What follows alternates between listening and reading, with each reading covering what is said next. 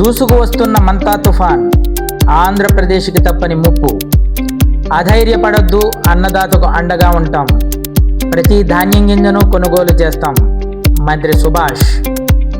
బాణసంచా పేలుడు ఘటనలో మృతి చెందిన కుటుంబాలకు ప్రభుత్వం 15 లక్షల చొప్పున నష్టపరిహారం.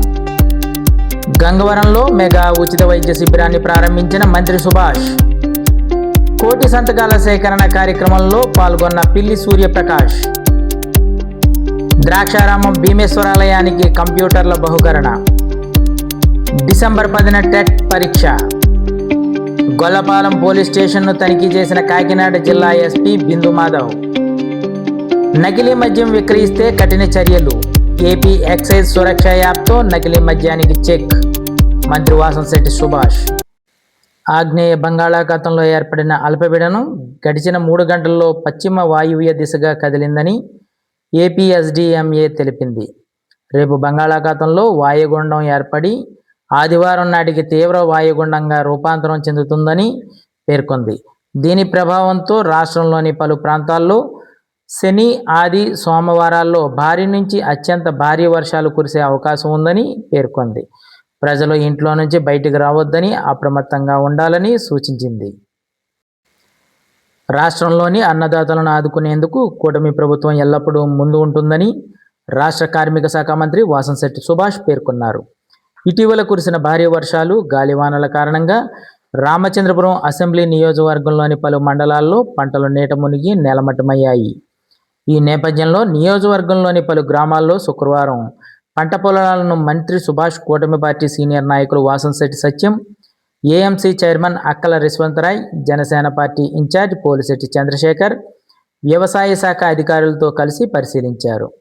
అక్కడ రైతులతో మాట్లాడి ధైర్యం చెప్పారు. అధైర్యపడవద్దు, కూటమి ప్రభుత్వం మీకు అన్ని వేళలా అండగా ఉంటుందంటూ భరోసా ఇచ్చారు. ఎంతమంది రైతులు క్రాప్ ఇన్సూరెన్స్ చేయించుకున్నారో తెలుసుకొని ఒక నివేదిక ఇవ్వాలని సంబంధిత అధికారులను ఆదేశించారు. అనంతరం మీడియా ప్రతినిధులతో మాట్లాడుతూ రామచంద్రపురం, కే గంగవరం, కాజులూరు మండలాల్లో మొత్తం 36,511 ఎకరాల్లో ఖరీఫ్ పంటలు సాగులో ఉన్నాయని, అందులో సుమారు 2,056 ఎకరాల్లో పంటలు పడిపోయినట్టు గుర్తించామన్నారు. ప్రస్తుతం పంటలు గింజ గట్టిపడే దశ నుండి పాలు నిండే దశ వరకు ఉన్నాయన్నారు. అకాల వర్షాల కారణంగా రైతాంగం ఆందోళన చెందుతున్నారని అన్నారు. ఈ సీజన్లో పంట అంచనా దిగుబడి సుమారు 1.49 లక్షల మెట్రిక్ టన్నులుగా ఉందన్నారు. వ్యవసాయ శాఖ అధికారులు పూర్తి స్థాయిలో పంటల పరిశీలనలు క్షేత్రస్థాయిలో నిర్వహిస్తూ నష్టపోయిన రైతులకు అవసరమైన సహాయక చర్యలు చేపట్టేందుకు చర్యలు తీసుకోవాలని మంత్రి ఆదేశాలు జారీ చేశారు. 68 పీపీలు ద్వారా ధాన్యం కొనుగోలు కార్యకలాపాలు ఈ అక్టోబర్ 27 నుండి డిసెంబర్ 10 వరకు ప్రారంభమయ్యే అవకాశం ఉందని మంత్రి సుభాష్ వెల్లడించారు. అన్నదాతలు కలత చెందవద్దని, రైతులు నష్టపోకుండా ప్రభుత్వం అన్ని చర్యలు తీసుకుంటుందని స్పష్టం చేశారు. మంత్రి సుభాష్ వెంట కూటమి పార్టీ నాయకులు, అధికారులు ఉన్నారు. డాక్టర్ బిఆర్ అంబేద్కర్ కోనసీమ జిల్లా మండపేట నియోజకవర్గం రాయవరంలో ఇటీవల సంభవించిన బాణసంచా పేలుడు ఘటనలో మృతి చెందిన కుటుంబాలకు ప్రభుత్వం మంజూరు చేసిన నష్టపరిహారాన్ని ఒక్కో బాధిత కుటుంబానికి 15 లక్షల చొప్పున చెక్కులు కార్మిక శాఖ మంత్రి వాసంశెట్టి సుభాష్ చేతుల మీదుగా అందజేశారు. ఈ కార్యక్రమంలో జిల్లా కలెక్టర్ మహేష్, ఎమ్మెల్యేలు వేగుళ్ల జోగేశ్వరరావు, నల్లమిల్లి రామకృష్ణారెడ్డి, ఆర్డీఓ దేవరకొండ అఖిల తదితరులు పాల్గొన్నారు. డాక్టర్ బిఆర్ అంబేద్కర్ కోనసీమ జిల్లా కే గంగవరం మండలం గంగవరంలో ఈ నెల 24, 25 తేదీల్లో మెగా ఉచిత వైద్య శిబిరాన్ని ఏర్పాటు చేసినట్లు రాష్ట్ర కార్మిక శాఖ మంత్రి వాసంశెట్టి సుభాష్ తెలిపారు. కే గంగవరంలోని జిల్లా పరిషత్ ఉన్నత పాఠశాలలో ఉదయం 8:30 గంటల నుండి సాయంత్రం 5 గంటల వరకు ఈ వైద్య శిబిరం కొనసాగుతుందని pipeline infrastructure limited, tea-tree hospitals foundation Bengaluru ఆధ్వర్యంలో జరగనుందని మంత్రి తెలియజేశారు. ఈ ఉచిత వైద్య శిబిరాన్ని రాష్ట్ర కార్మిక శాఖ మంత్రి వాసంశెట్టి సుభాష్ ప్రారంభించారు.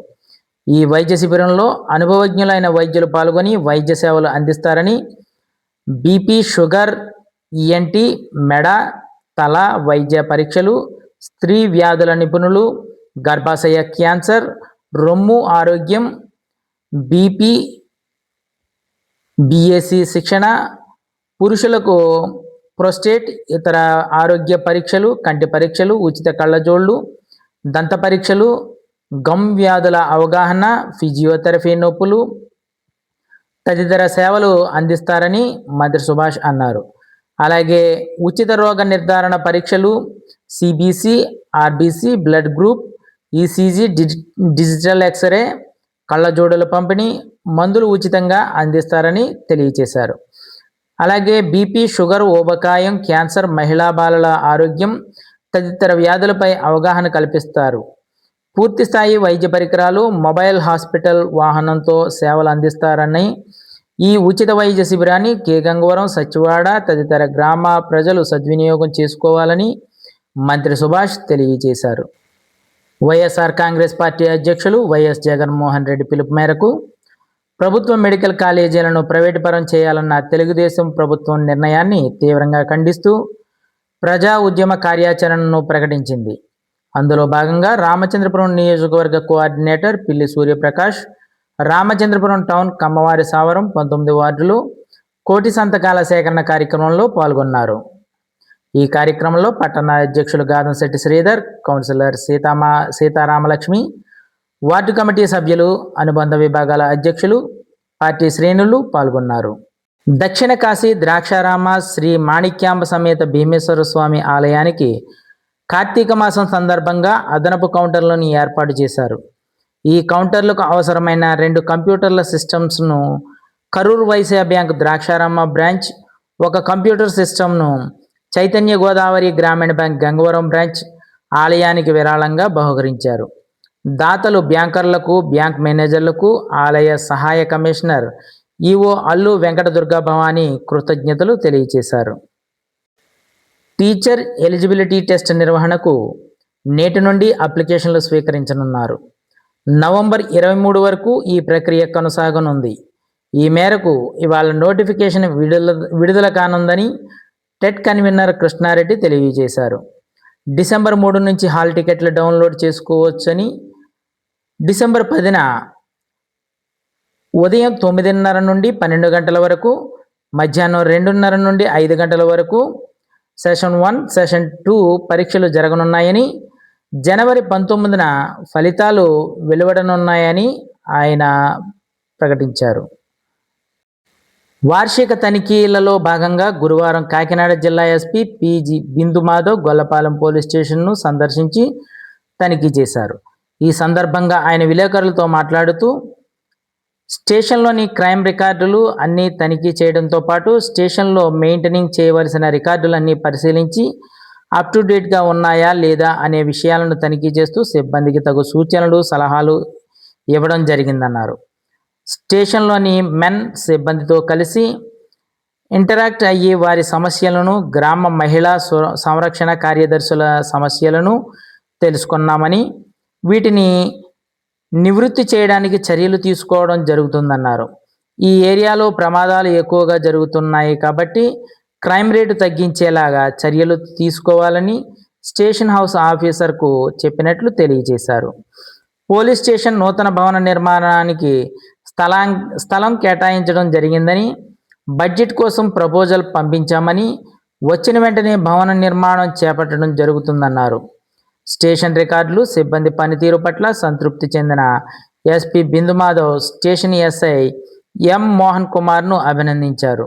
ఆయన వెంట special branch DSP KVV Satyanarayana, CID S Chaitanyakrishna, SI M Manohar Kumar station సిబ్బంది ఉన్నారు.